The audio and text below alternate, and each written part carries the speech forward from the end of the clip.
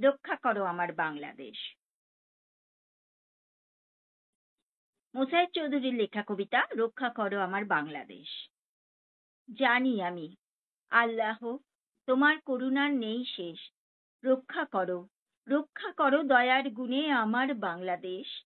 বানের জলে ভাসছে দেশের লক্ষ নারী নর, যাচ্ছে ভেসে ভিটে মাটি স্বাদের বাড়িঘর, ভাসছে পশু দুধের শিশু তামাম পরিবেশ। দেখিনি তো আগে কভু এমন ভয়াল বান, আহাজারি করছে কত কোমল কচি প্রাণ, থাকবে কি আর বাঁচার মতো কিছু অবশেষ।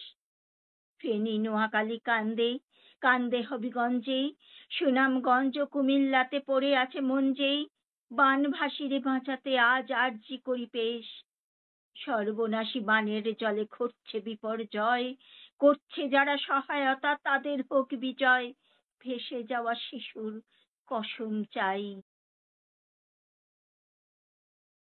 দয়া অশেষ।